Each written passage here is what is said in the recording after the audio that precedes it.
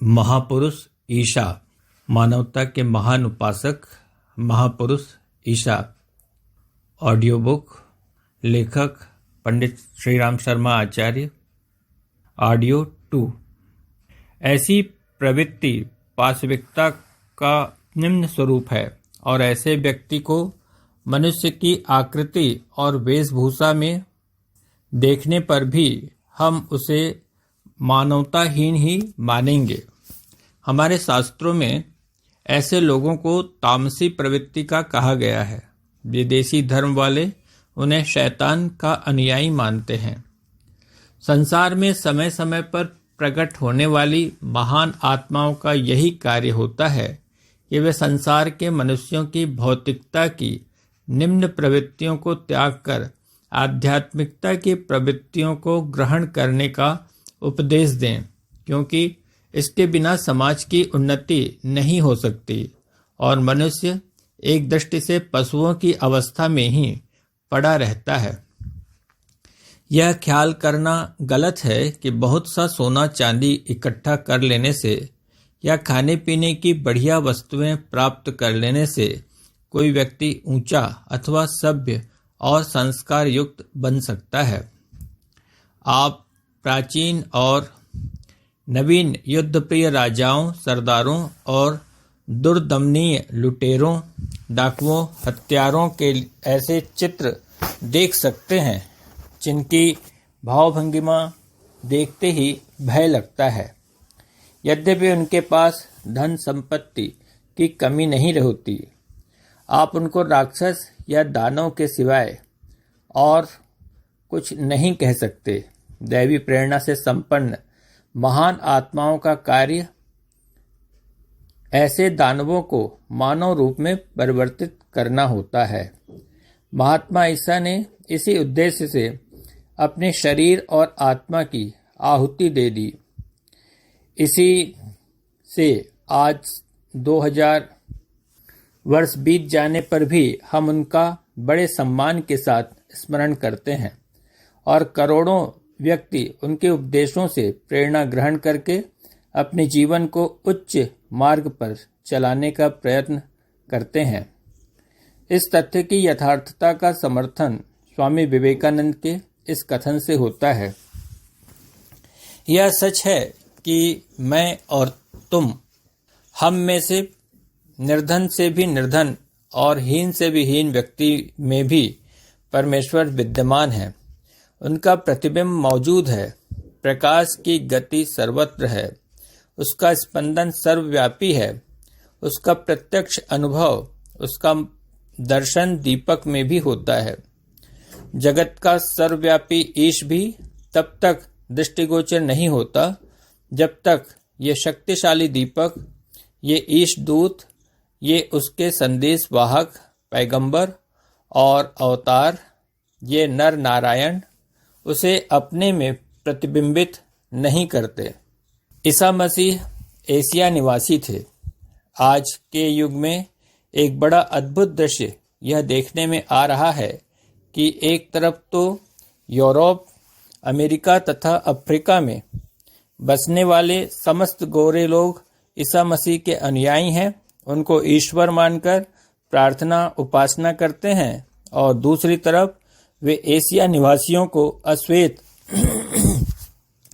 अथवा काला कहकर हीन कोटि का मानते हैं। सभी गोरी जाति वालों के देशों में एशिया निवासियों के प्रवेश पर कुछ न कुछ प्रतिबंध लगे हैं और अफ्रीका निवासी गोरे तो उनको अपमान पूर्वक अपने यहाँ से निकालते रहते हैं। इस दृश्य को देखकर एक बार किसी समाचार पत्र ने व्यंग करते हुए लिखा था कि आज यदि ईसा मसीह प्रकट होकर अफ्रीका में जाएं तो एशियावासी होने के कारण गोरे लोग उनको भी वहां न आने देंगे और निकाल बाहर करेंगे। यद्यपि वे उनको चित्रों में नीली आंखें और भूरे बाल चित्रित करके उनको अपनी जाति का प्रकट करने की चेष्टा करते हैं, पर बाइबल में स्पष्ट कहा गया है कि वे पैलेस्टाइन के निवासी थे, जो सदा से एशिया का ही एक देश है। इसके अतिरिक्त बाइबल में ही उस युग की घटनाओं का जो वातावरण दिखाया है, जैसे सूर्य की तीव्र धूप, गर्मी की अधिकता, प्यास से व्याकुल होते नर नारी, कुओं से पानी खींचती हुई स्त्रियां आदि, ये सब दृश्य भी एशिया मात्र में ही दिखाई पड़ते हैं। गोरे लोगों ने कभी इस बात पर ध्यान नहीं दिया कि ईसा ने उनको प्रेम धर्म का जो उपदेश दिया है और मनुष्य मात्र को परमात्मा का पुत्र बतलाकर परस्पर परोपकार और उदारता के व्यवहार की जो शिक्षाएं दी हैं, वे सब एशियाई धर्मों से ही ग्रहण की गई हैं। यूरोपीय दर्शन और विचारधारा का मूल उद्गम यूनान, ग्रीस रहा है। वहाँ के निवासी अपनी सभ्यता को सर्वोच्च मानते रहे हैं। अन्य देशवासी उनके निगाह में अर्ध सभ्य अथवा बर्बर थे। उनके मतानुसार यूनानी जो कुछ करते थे वही श्रेष्ठ कर्तव्य था। संसार में और जो कुछ है वह गलत है, उसे नष्ट कर देना चाहिए। इसलिए मानवता के प्रति उनकी सहानुभूति एकदम सीमाबद्ध है। उनकी सभ्यता कला कौशलमय है। यूनानी मस्तिष्क पूर्णतया इहलोक का चिंतन करता है। उसे पारलौकिक भावनाओं से प्रेम नहीं है। उसका काव्य भी व्यावहारिक जगत से प्रेरणा पाता है। उसके देवता भी मानव प्रकृति वाले मानवों की तरह साधारण सुख दुख का अनुभव करने वाले हैं। वे सौंदर्य को प्यार करते हैं, पर उनकी सौंदर्योपासना प्राकृतिक शोभा, मनुष्य के बाह्य अवयवों की सुडौलता आदि तक सीमित है। यही यूनान परवर्ती यूरोप का आचार्य था और इसलिए आज भी यूरोप में उठने वाले नित नए दार्शनिक सिद्धांत व विचार आज के यूरोप की वाणी यूनान के अतीत की एक प्रतिध्वनि मात्र है। पर एशिया की स्थिति इससे बहुत भिन्न है।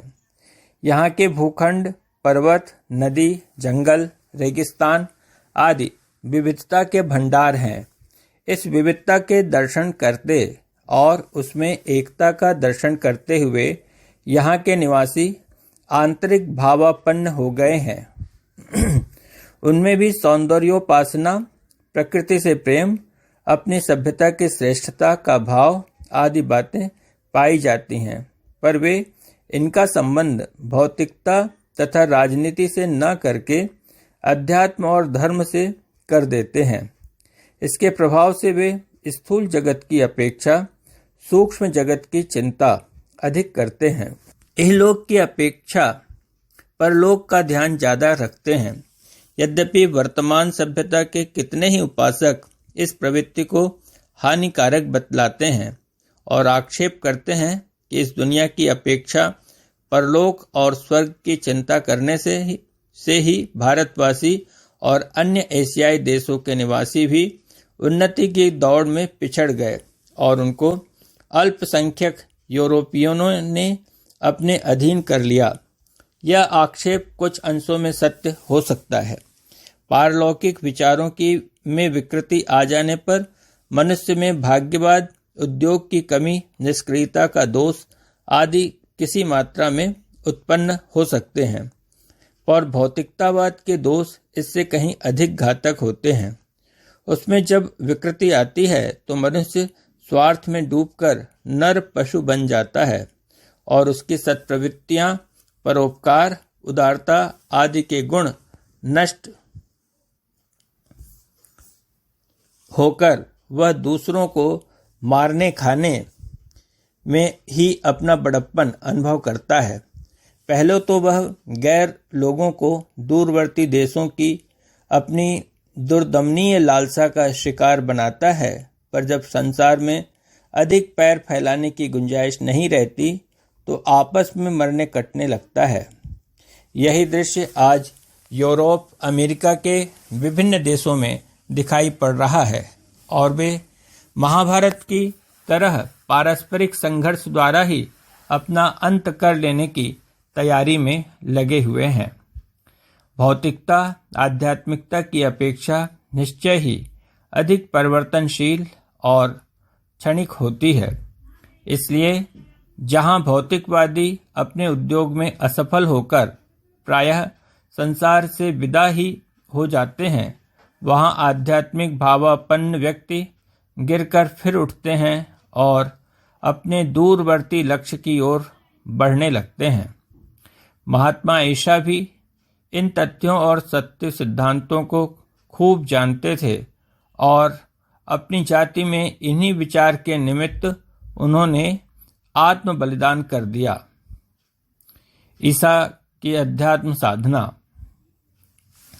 यद्यपि ईसा की रुचि बाल्यावस्था से ही धर्म और अध्यात्म की तरफ थी, तो भी जब तक नियमित रूप से साधना न की जाए तब तक आध्यात्मिक शक्ति का समुचित विकास नहीं हो सकता। बाइबल में ईसा की इस साधना का हाल बहुत संक्षेप में ही मिलता है।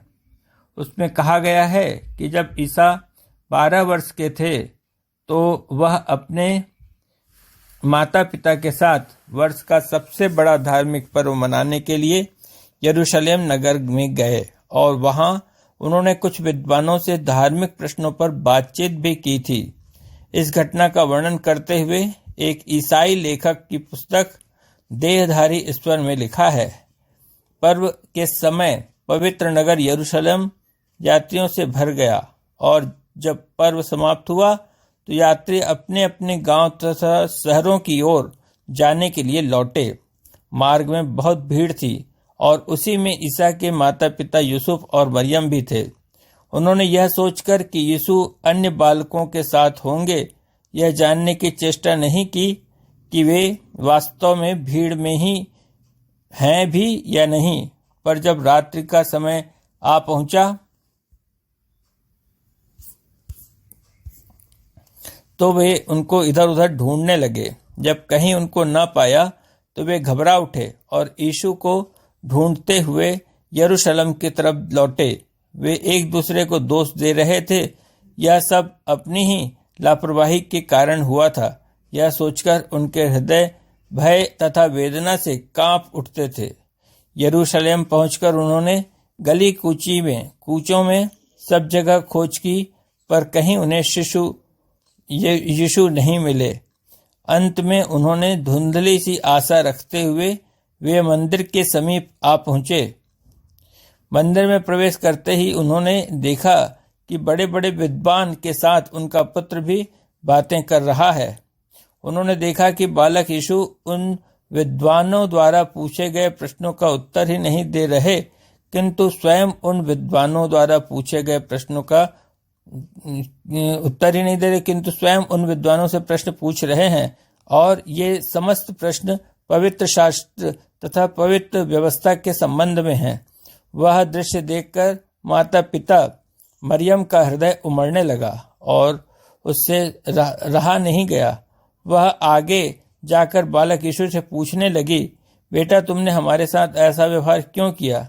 देख, तेरे पिताजी और मैं तुम्हें ढूंढते हुए यहाँ तक आए हैं। यीशु ने अपनी माता की ओर शांत निश्चल भाव से देखा और कहा, आप मुझे क्यों ढूंढ रहे थे?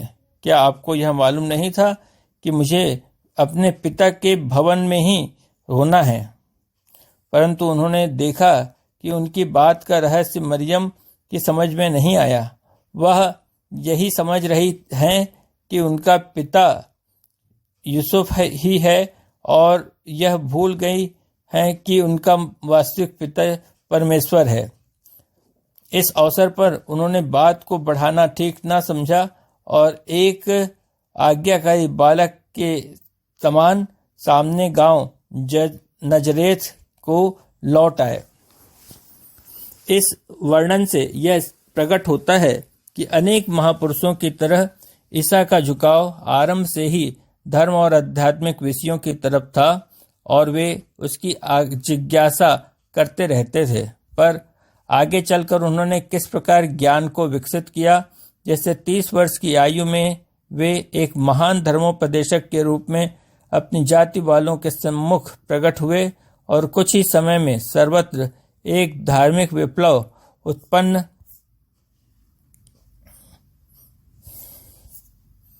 कर दिया। इसका कोई वर्णन बाइबल में नहीं मिलता। उसमें एकाध जगह केवल इतना ही लिख दिया गया है कि आगामी 18 वर्ष में तक वे सामान्य जीवन बिताते रहे और आसपास की पहाड़ियों में एकांत में बैठकर भगवान की उपासना करते रहे। क्या भारतवर्ष आए थे ईशा? इस पर ईशा जैसे तेजपुंज व्यक्ति का इतने समय तक छिपा हुआ पड़ा रहना संभव न था। वे ऐसे सत्यान्वेषी थे कि जहां रहते वहीं सब लोगों का ध्यान आकर्षित कर लेते। उनमें उसी आयु में परमात्मा के स्वरूप और अन्य आध्यात्मिक विषयों को पूर्ण रूप से जानने की प्रवृत्ति जागृत हो गई थी और उसके लिए वे इस विषय के ज्ञाताओं से वार्तालाप करते रहते थे। इस संबंध में आर्थर लिली नामक अंग्रेज विद्वान ने अपनी इंडिया इन प्रिमिटिव क्रिश्चियनिटी, प्राचीन ईसाई धर्म में भारत का स्थान नामक पुस्तक में लिखा है। ईशा एसेन संप्रदाय में उल्लिखित में सम्मिलित हो गए थे। ये एसेन भारतीय योगियों की तरह परमात्मा का सानिध्य और आत्मा का ज्ञान प्राप्त करने की साधना किया करते थे और इसके लिए एकांत स्थानों में बैठकर ध्यानमग्न हो जाते थे। पृष्ठ 200।